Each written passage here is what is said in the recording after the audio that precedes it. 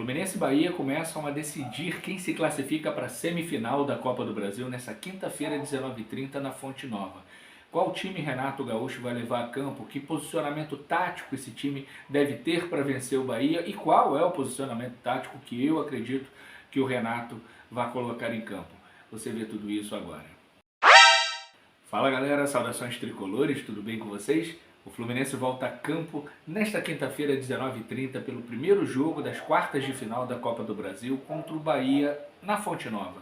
19h30, um bom horário, o jogo termina cedo, a gente pode ou celebrar um pouco até mais tarde, ou ir dormir um pouco mais cedo, puto da vida, com mais uma atuação patética do Fluminense, como foi contra o Bragantino. Mas o Fluminense tem boas notícias, né? O retorno de todos os jogadores que estavam contundidos. Todos eles estão à disposição do Renato Gaúcho e agora é ver como que o Renato Gaúcho vai armar o time para esse confronto contra o muito bem treinado Bahia pelo Rogério Ceni.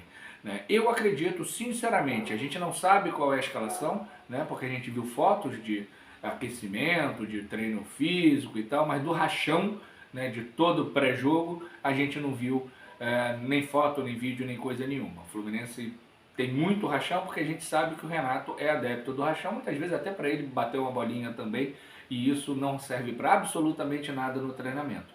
Mas entendo que o Renato vai voltar com os três zagueiros. E vai voltar com os três zagueiros com Manuel, Thiago Silva e Freitas, deixando o Inácio no banco porque a contusão do Inácio ela foi mais grave do que a do Thiago Silva.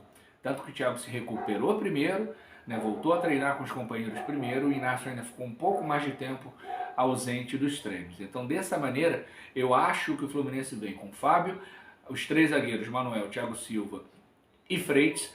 Os dois deveriam ser alas, mas serão laterais presos na marcação, Samuel Xavier e René, infelizmente. Três volantes, Martinelli, Hércules e Nonato, e na frente o Canóbio e o Everaldo. Infelizmente, sim, o Everaldo. O Renato acredita que tem que ter um poste lá na frente para jogar bola na área, porque é o que o Fluminense faz, joga bola na área desde a época do Mano Menezes. Só que, primeiro, o Everaldo vai estar lá com dois zagueiros muito altos, um deles é o David Duarte, que jogou no Fluminense, e o outro é o Mingo, e vai ter volantes, vai ter laterais, ou seja, ele vai estar isolado dentro da área contra 2, 3, 4 jogadores, e aí até para um grande centroavante, que não é o caso do Everaldo, fica difícil. Mas entendo que o Renato vai priorizar o sistema defensivo, vai priorizar impedir que o Bahia jogue para pelo menos levar um empate para o Maracanã. Eu acho isso extremamente perigoso, mas essa é a escola gaúcha de futebol. O Bahia, ele vem com uma escalação, eu não sei se principal, porque eu não conheço todo o elenco do Bahia, mas vem com Ronaldo ou João Paulo, Santiago Arias, David Duarte, Ramos Mingo e Luciano Juba, olho nele. Nicolas Acevedo, Jean Lucas, olho nele. E Everton Ribeiro, olho nele. E o ataque com Kaique, Eric Pulga, voltando de contusão, ou Cauli, e o William José. Por que eu falo esse olho nele? O Luciano Juba é hoje fácil o melhor lateral esquerdo em atividade no Brasil e sabe Deus ou o diabo por que não foi convocado pelo Ancelotti. O Jean Lucas foi convocado e com merecimento. Está merecendo sim uma chance na seleção, embora eu cague ande para a seleção brasileira, mas ele está merecendo. E o Everton Ribeiro é experiente, habilidoso, é técnico, não tem mais aquele vigor físico que tinha quando era mais jovem, mas é um grande jogador. Então o Fluminense precisa ter muito cuidado, e o ataque muito veloz com o Kaique, provavelmente pela direita, o Eric Pulga pela esquerda e o William José centralizado. Kaique e Eric Pulga vão dar muita amplitude para o Bahia atacar o Fluminense e fazer o Fluminense com três zagueiros, com que abra essa linha para tentar infiltrações para o William José fazer o pivô e a chegada do Jean Lucas e sobretudo do Everton Ribeiro. Então o Fluminense precisa ter cuidado, não teve tanto cuidado no jogo contra o Bahia pelo Campeonato Brasileiro, tomamos 3 gols, estava perdendo por 2-1, viramos para 3-2 e tomamos um gol no final, onde o Canóbio estava sendo o assessor de marcação do René, que não marca nem consulta, e eu não consigo entender por que o René é titular. Dizem que é porque ele é melhor defensivamente que o Fuentes. Me desculpa, os dois são dois lixos defensivamente, mas o Fuentes, pelo menos na movimentação ofensiva, ele consegue criar alguma coisa que o René não consegue. O René pega a bola, toca para trás, o René pega a bola, toca para trás, e quando tenta fazer um toque para frente, normalmente ele erra. né? O Fuentes consegue tirar cruzamentos, consegue chegar em velocidade no fundo, né? O René é o lateral isopor, que nunca vai ao fundo, como diria Leo Oliveira. Mas é o time que o Renato deve colocar em campo e ele provavelmente vai priorizar a marcação e tentar uma escapada com o Canóbio pela direita. Só que aí vai ser o Canóbio sozinho correndo, né, com um centroavante com arranque de balsa, vai ser muito complicado, né? Vai ter que ter a chegada do Nonato, vai ter que a chegada do Hércules ou do Martinelli ou dos três, né? Os laterais deixarem de ficarem presos na marcação e chegarem no ataque para que o Fluminense possa construir jogadas, né, e conseguir, quem sabe, fazer um gol contra o Bahia. O Fluminense que marca pouquíssimos gols, né, e vai precisar fazer um gol para levar uma vantagem para o Maracanã. Ah, Alexandre, mas o 0 a 0 pode ser um bom resultado. Até pode ser um bom resultado, né, dependendo da situação do jogo, mas o Fluminense é um time grande o suficiente, quarto melhor time do mundo na Copa do Mundo, né, para jogar por um 0 a 0 contra o Bahia, com todo o máximo respeito pelo Bahia, que, repito, é um time muito bem treinado pelo Rogério Ceni, com jogadores extremamente interessantes, né, e vai ser muito difícil. Né? Então, circunstancialmente, se não der para vencer o jogo, for um 0 a 0, 1 a 1, 2 a 2 ou 3 a 3, como foi no Brasileiro, tudo bem. O 3 a 3 foi horrível, porque a gente ganhava por 3 a 2 até o finalzinho, né, e o Luciano Juba erra o chute e acerta porque erra. Né? A bola bate no chão e sobe e tira qualquer chance de defesa do Fábio. Na história do confronto são 74 jogos, com 35 vitórias do Fluminense, 23 empates e 16 vitórias do Bahia. O Fluminense marcou 101 gols e sofreu 68, um aproveitamento de 57,66%. Nos últimos 12 jogos, ou seja, um recorte mais recente, o Fluminense tem 6 vitórias, o Bahia tem 5 vitórias e aconteceu um empate, que foi o último jogo, 3 a 3, Bahia e Fluminense na Fonte Nova. E para fechar o vídeo, eu quero falar um pouquinho sobre a venda do Isaac. Né? Tá confirmada a venda do Isaac, o Isaac já, se não viajou, já está para viajar, para fechar lá, para fazer os exames e fechar com o Shakhtar Donetsk. E é lamentável, né, que um jovem de 18 anos, mais um antes de completar os 20 anos, tem uma matéria no GE sobre isso, deixa o Fluminense pela ânsia, né, dessa diretoria de vender os jovens para pagar salário de Thiago Santos, Manuel, René, Everaldo, Lima, Soteldo. Só aí eu falei 6 ou 7 jogadores que poderiam facilmente não estar no elenco do Fluminense, que não fariam quase que falta nenhuma ou nenhuma falta. E o Isaac amadurecendo, ele enquanto ser humano e fisicamente também, ganhando um pouco mais de porte físico, é muito talentoso. É a mesma coisa do João Pedro. Quando saiu do Fluminense, era um filé de borboleta. Né? E hoje é um jogador forte, que aguenta o tranco, né? E está fazendo já muito sucesso no Chelsea. Tem um perfil no Twitter chamado Fute Mais Menino Fute, que disse o seguinte: é impressionante pensar que o Fluminense lucrou apenas 32,9 milhões de euros, somando as vendas de Pedro, Luiz Henrique e João Pedro.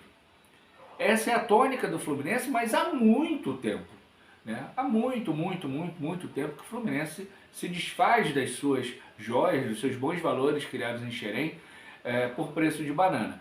Porém, nesse momento, o Fluminense tem uma situação de receita que não precisava vender o Isaac por tão pouco, que poderia manter o Isaac no Fluminense para que ele pudesse dar retorno técnico e lá na frente um retorno financeiro ainda maior. Nessa postagem do Fute Mais, o João Pedro foi vendido pelo Pedro Abad. Tá? Com o Pires na mão, aceitou qualquer proposta, manteve lá 10% de uma, como é que eles chamam? Mais-valia, né? Ou seja, o Watford pagou X, se ele vendesse por X mais 100, o Fluminense ganharia 10% desses 100, ganharia 10. Pedro e Luiz Henrique foram vendidos por Mário Bittencourt. Luiz Henrique numa venda patética, ridícula, horrorosa. O Pedro ainda tinha questão, né, de direitos econômicos, né, que o Fluminense não tinha 50% ou 60%, não me lembro, e aí ele foi para a Fiorentina. O Luiz Henrique foi vendido, foi doado para o Betis. Né? Os espanhóis devem ter dado muita risada da facilidade de comprar um jogador com a qualidade do Luiz Henrique. Aí o que acontece depois? Ele volta para o Brasil e vira ídolo do Botafogo. O Pedro volta para o Brasil e vira ídolo do Flamengo. né? E o João Pedro, eu acho que não volta nem tão cedo para o Brasil, vai fazer um sucesso absurdo no Chelsea e talvez suba de patamar lá pela Europa, né, indo para um clube ainda maior, mais endinheirado, um PSG, um City, um Bayern, sei lá, um Liverpool. Né? Então eu acho que ele não volta nem tão cedo, então a gente a princípio não corre o risco do João Pedro voltar e ser ídolo em outro time que não seja o Fluminense. E aí fica a máxima, a molecada de Xerém só não serve para o Fluminense, serve para todo mundo, menos para o Fluminense. E eu respondi a esse perfil e disse o seguinte: se você pegar, ampliar esse recorte, você vai ter Alexander, Cauã Elias, Esquerdinha, Jefté, Arthur e mais alguns, mas eu vou ficar nesses 5, né, que o Fluminense vendeu a preço de banana. E aí não me venha o senhor Mário Bittencourt com desculpinha esfarrapada, porque quem tem dinheiro, né, para dar 30 milhões no Soteldo, podia ter segurado o Isaac. Quem tem dinheiro para contratar René, pagar um salário que não é pequeno para o René, renovar com o Manuel, renovar com o Thiago Santos, contratar Everaldo, sabe? Poderia segurar o Isaac, poderia manter o moleque de Xerém no Fluminense e se preparem, o próximo vai ser o Riquelme Felipe e o Lescano. O Fluminense gastou cerca de 30 milhões com o Lescano, gastou mais uma grana, não me lembro quanto, com o La Vega, e os dois vão sair por menos que isso. O Fluminense vai ter prejuízo, né, com a saída desses jogadores. Essa é uma gestão que está destruindo Xerém. Hoje o Fluminense quase ficou numa situação complicadíssima no Sub-17, no Brasileirão Sub-17, empatava com o Atlético Mineiro até quase o último minuto, e aí a próxima vítima, uma das próximas vítimas certamente do Liquida Xerém do Mário Bittencourt, Liquida Xerém do Pavão, né, vai ser o Natan, né, que fez um golaço, um gol absurdo, uma bola no ângulo e tal, e acabou fazendo o gol, e o Fluminense conseguiu vencer o Atlético e entrou no G8. O Fluminense está ficando lá por 12º, 13º, está tudo muito embolado, e o Fluminense, campeão brasileiro e da Copa do Brasil no ano passado do Sub-17, corre muito risco sim e ainda de ficar fora. Então o desmonte de Xerém é muito claro, né? Essas vendas por preço de banana, o Esquerdinha foi por 600 mil dólares, gente, pelo amor de Deus, sabe? O Arthur foi por 1,8 milhão de dólares ou algo parecido com isso, sabe? Então o Alexander foi vendido barato, o Cauã foi vendido barato, é um liquida Xerém. O Fluminense parece a Shopee, né? É o 9 do 9 de Xerém, né? Fazendo uma xepa, né, entre os moleques de Xerém. Mas não tem mais jeito, o Isaac já está vendido, próximo provavelmente é o Riquelme Felipe, provavelmente também o Lescano, e o Fluminense vai perdendo talentos jovens que poderiam dar retorno técnico e financeiro lá na frente para ficar com alguns velhos, né, vamos dizer assim, alguns jogadores experientes para ser mais carinhoso, vamos dizer assim, com altíssimos salários e com pouco rendimento dentro de campo. Fluminense e Bahia, 19h30, na Fonte Nova, lugar de tricolor que mora em Salvador e Grande Salvador, e acredite, a nossa torcida aqui é bem numerosa, é na Fonte Nova para ver o Fluminense, quem sabe, conseguir uma vitória, apesar do Renato Gaúcho, e arrumar é ótimo, né? Arrumar para a semifinal da Copa do Brasil, ganhar mais alguns milhões e chegar muito perto, né? Ficar a 2 jogos de uma grande final e a 4 jogos, né, de um título que leva para a Libertadores de 2026. Um grande beijo, um grande abraço, tchau, tchau.